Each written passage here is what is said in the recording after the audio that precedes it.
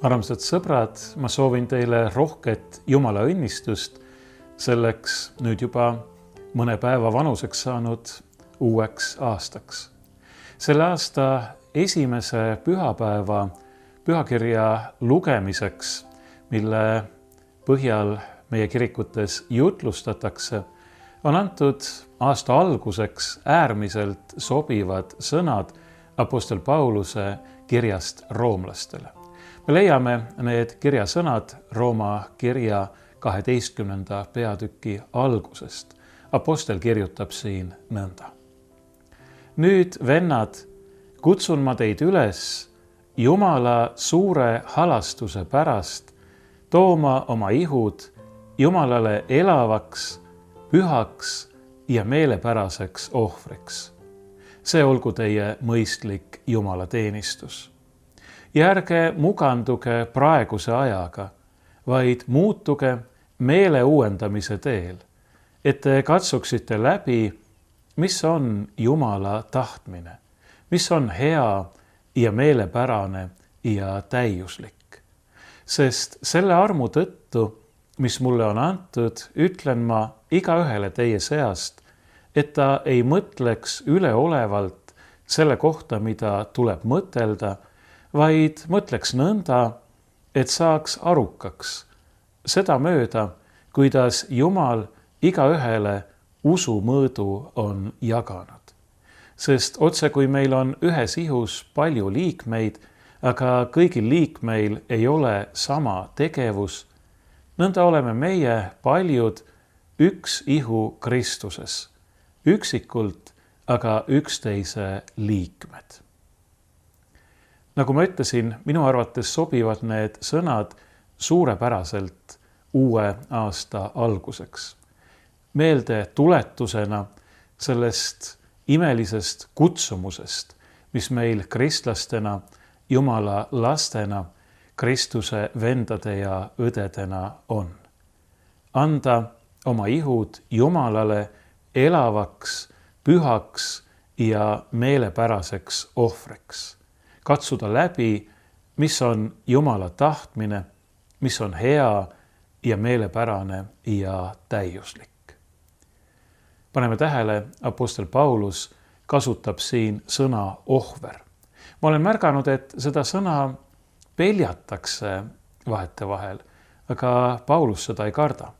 Ja pealegi kasutab ta siin niisugust sõna, mille me võiksime tõlkida üsna karmilt või ebameeldivalt kõlava sõnaga tapaohver. Isegi sellist sõna ei karda apostel Paulus. Meil ei tule siin juttu tapmisest, ärge muretsege, ega ka kellegi ohvriks toomisest selle sõna vanatestamentlikus või ka paganlikes religioonides tarvitusel olevas tähenduses, aga ohvrist, ohverdamisest tahan ma täna siiski rääkida, sellest just alustada, aga kõigepealt paari pühakirja tsitaadiga, mis justkui kõnelevad täpselt vastupidist sellele, mida ütleb apostel Paulus, justkui näivad seda ohvri mõtet pigem eemale tõrjuvat. Nimelt ütleb Jeesus ise Matteuse evangeeliumi 9. peatükis, ma ei taha ohvrit, vaid halastust. Ja Vanas Testamendis õpetussõnade raamatus seisab teha, mis on õige ja kohus. See on issandale olulisem kui ohver. Ning viimaks 1. Samueli raamatus öeldakse, vaata, sõna kuulmine on parem kui tapaohver, tähelepanu parem kui jäärade rasv. Miks me siis räägime, miks apostel Paulus räägib ohvrist? Sellepärast, et tema mõistab ohvrist kõneldes või ohvri all just nimelt seda, mida nendes minu poolt tsiteeritud kirja kohtades ohvrile justkui vastandatakse. See ongi tõeline ohver. Halastus, sõna kuulmine, selle tegemine, mis on õige ja kohus. just seda apostel Paulus ju ütlebki. Tooge oma ihud Jumalale elavaks, pühaks ja meelepäraseks ohvriks, mitte mugandudes praeguse ajaga, vaid muutudes meele uuendamise teel ja katsudes läbi, mis on Jumala tahtmine, mis on hea ja meelepärane ja täiuslik. Niisiis, Paulus ei karda rääkida ohvrist, isegi sellist sõna kasutades, mida tuleks tõlkida kui tappa ohver, sest see tuleneb sõnast tapma. Mõtleme natukene selle peale, see on tegelikult justkui omalaadne paradoks, millest Paulus siin räägib. Ta ütleb, et me peame oma ihud, see tähendab kogu oma isiksuse, kogu oma olemuse tooma Jumalale elavaks ohvriks. Kuidas saab olla elav ohver? Jah, ohver on elav seni, kuni ta ohverdatakse. Aga nagu ma ütlesin, Paulus kasutab siin sõna tappa ohver. Aga selles ei ole tegelikult midagi võimatut, kuigi see väljend on paradoksaalne ja seda kahes mõttes. Esiteks, ja see on nüüd kõige tähtsam, kui me anname ennast Jumalale üle, see tähendab, toome ennast Jumalale nii-öelda ohvriks koos Kristusega, kes on meie eest surnud ja surnuist üles tõusnud, kes on saanud ise ohvriks meie eest ja kes pärast üles tõusmist enam ei sure, siis me olemegi Kristuses tõeliselt elavad ohvrid. Jah, me oleme surnud koos Kristusega, Kristuses, aga koos temaga oleme me juba üles tõusnud uueks ja igaveseks eluks. Kristus on meie elu, tema elab ja ka meie peame elama. See sõna, mida Paulus siin kasutab, tappa ohver, ei tähenda nagu tahaks Jumal meie surma, nagu tahaks Jumal meid tappa, hukata. Jumal ei taha, et keegi hukkuks. Jumal tahab, et kõik pääseksid ja päriksid igavese elu, igaüks meie hulgast. See on imeline rõõmusõnum. Mõelda selle peale, et iga ühte meie hulgast armastab Jumal nii väga, et ta tahab, et me elaksime igavesti, et me võiksime olla igavesti koos temaga. Jumal tahab olla igavesti koos sinuga ja meie kõigiga. Apostel Paulus ütleb ühes teises kirjas kolosslastele midagi, mis kannab just nimelt sedasama mõtet, mida ma teile just praegu seletasin, et kui me oleme koos Kristusega ennast Jumalale üle andnud, siis meil on osa tema surma ja ülestõusmise väest ja viljast, nii nagu tema on surnuist üles tõusnud, elab ja enam ei sure, nii elame ka meie koos temaga. Aga siin on ka see teine tähendus, mida ma nimetasin või millele ma viitasin, kui ma hakkasin seda mõistet elav ohver seletama. Paneme tähele. Apostel Paulus ütleb kirjas kolosslastele 3. peatüki alguses. Kui te nüüd koos Kristusega olete üles äratatud, siis otsige seda, mis on ülal, kus Kristus istub Jumala paremal käel. Mõtelge sellele, mis on ülal, mitte sellele, mis on maa peal, sest te olete surnud ja teie elu on koos Kristusega Jumalas. Kui Kristus teie elu saab avalikuks, siis saate ka teie koos temaga avalikuks kirkuses. Ja nüüd, pange tähele, tuleb see teine väga oluline tähendus selle mõiste elav ohver juures. Ja ma rõhutan veel kord, et Paulus kasutab sõna tappa ohver. Ta kirjutab, surmake nüüd, ei mitte iseendid, ei mitte oma hinge. Surmake nüüd need liikmed, mis on maa peal. Hoorus, rüvedus, kirg, kuri himu ja ahnus, mis on ebajumala teenistus.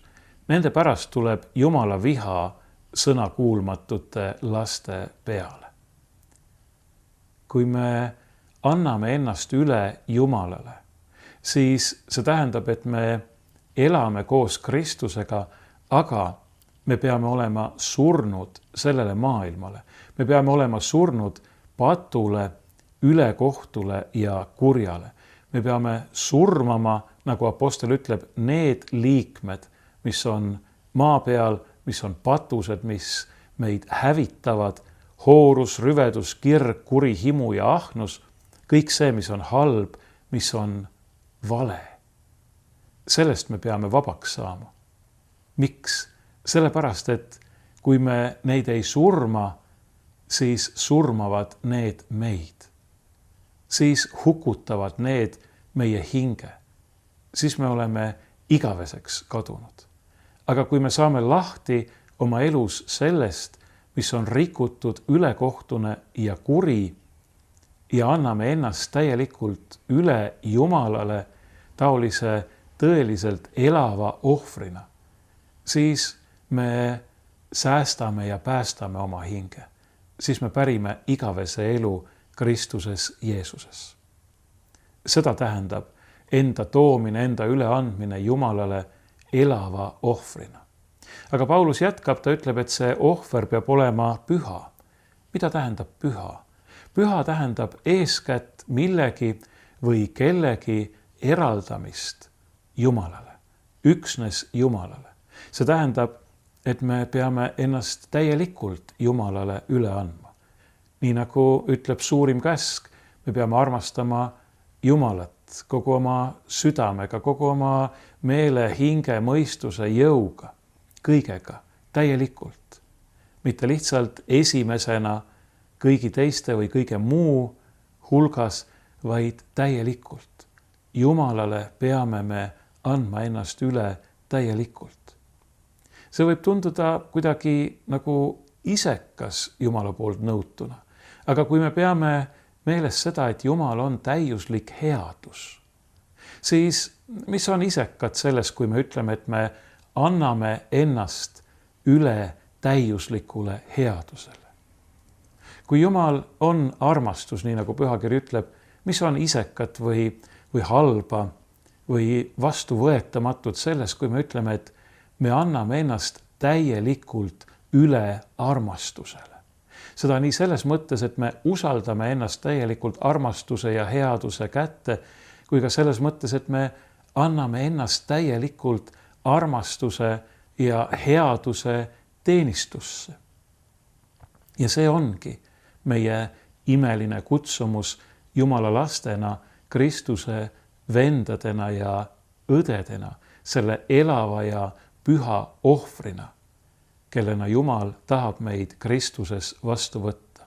See ohver peab olema Jumalale meelepärane ja see saab olla meelepärane ainult siis, kui see on esiteks vabatahtlik, teiseks täielik ja kolmandaks kantud sellest samast armastusest ja headusest, armastuse ja headuse küllusest ja täiusest, milleks või kelleks on Jumal ise.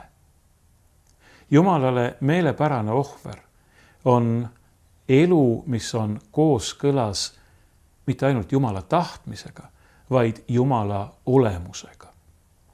Muide, Jumala tahtmine ja Jumala olemus on ka üks. Jumal on üks täiuslik tervik. Niisiis, Jumalale meelepärane ohver on elu, mis on kooskõlas Jumala tahtega, see tähendab Jumala olemusega. Elu, mis on kooskõlas armastuse ja headuse täiusega. See on meie kutsumus. Ei midagi vähemat kui elu, mis on täiuslikus kooskõlas armastuse ja headusega, jumaliku armastuse ja headusega, tema olemusega. Muidugi me ei suuda seda oma jõust. Apostel Paulus ütleb selles samas kirjas roomlastele veidi varem, et head, mida ma tahan, ma ei tee, ma ei suuda teha, halba, mida ma ei taha, ma teen sellegi poolest. Oh mind õnnetut viletsat inimest. See ei tähenda, et ükski inimene ei suudaks midagi head, aga see tähendab, et me ei suuda seda kunagi täiuslikult, kui me peaksime seda tegema ainult oma jõust, sest kõik on pattu teinud ja Jumala aust ilma, kõik on paraku jõuetud vähemalt selleks, et olla täiuslikult kooskõlas headuse ja armastusega. Aga Jumal ei jäta meid üksi. Jumal kutsub meid, Jumal hoolib meist, Jumal õpetab ja juhatab meid. Selleks on ta andnud ka oma seaduse, oma käsud, millest kõige tuntumad on need, mida me nimetame 10 käsuks. Aga ka seadusest, Jumala käskudest üksi ei piisa. Seaduse tundmine ei tee meist veel seaduse täitjaid. Aga samas ei tähenda see ka, et me ei peaks Jumala seadust tundma ja selle järgi elada püüdma. Muidugi me peame, sest Jumala seadus on hea ja täiuslik. See ei ole kasutu ega halb. Jeesus ise ütleb, et ta ei ole tulnud seadust tühistama, vaid täitma, ja ka apostel Paulus ütleb, et Jumala seadus on püha. Jumala käsud on pühad, õiged ja head. Loomulikult me peame püüdma elada nende järgi. Aga selleks, et me suudaksime seda teha, selleks me vajame Jumala enda abi. Tegelikult rohkemat kui seda, mida me tavaliselt peame silmas abi all. Me vajame Jumalat ennast. Me vajame Jumala püha vaimu. Me peame saama püha vaimu tõelisteks templiteks. Tema püha vaim on see, kes meie sees elades suudab meidki teha tõeliselt elavaks. Ma tsiteerin veel apostel Paulust. Minu tänases mõtiskluses on õige mitu pühakirja lõiku. Küllap siis see on nii hea aastat alustada rohkesti pühakirja tsiteerides ja sellesse süvenedes. Seekord siis sellest samast kirjast roomlastele, aga paar peatükki eespoolt kui tänane epistel, nimelt Rooma kirja 8. peatükist. Apostel Paulus ütleb siin nõnda. Kes elavad oma loomuse järgi, õigem oleks tõlkida liha järgi, need ei suuda meeldida Jumalale. Aga teie ei ela oma loomuses või lihas, vaid vaimus, kui Jumala vaim tõepoolest elab teie sees. Kellel ei ole aga Kristuse vaimu, see ei ole tema oma. Kui aga Kristus on teie sees, siis on ihu küll patu tõttu surnud, aga vaim on õiguse tõttu elu. Kui nüüd teis elab selle vaim, kes Jeesuse surnuist üles äratas, siis see, kes Kristuse surnuist üles äratas, teeb ka teie surelikud ihud elavaks oma vaimu läbi, kes teis elab.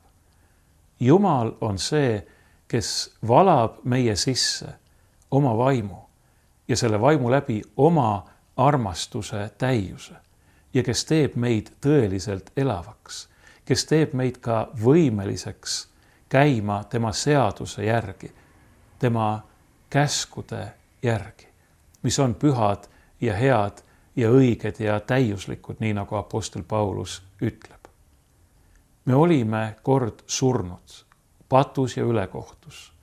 Meie ihuliikmed olid, nii nagu apostel Paulus ütleb, sellesama Rooma kirja 6. peatükis ülekohtu relvadeks, aga nüüd on nad saanud Kristuses uueks, elavaks õiguse relvadeks, õiguse tööriistadeks. Jumal kutsub meid elama tões ja õiguses, headuses ja armastuses. Seda tähendab enda üleandmine Jumalale püha, elava ja täiusliku ohvrina. Aga siin on veel üks asi ja ka see tuleb välja meie tänasest epistlist, mida me ei tohi mingil juhul unustada. Nimelt, et me ei saa olla kristlased üksi. Me ei saa olla Jumala lapsed üksi, vaid ainult Jumala pere liikmena me ei saa olla kristlased üksi, vaid ainult Kristuse ihu, see tähendab kiriku liikmetena, koos teiste kristlastega.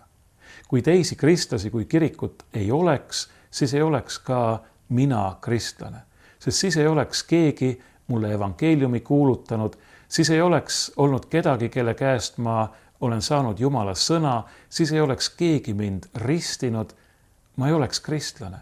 Aga ma olen seda tänu sellele, et on olemas Kristuse ihu siin maa peal, kirik, kristlaskond.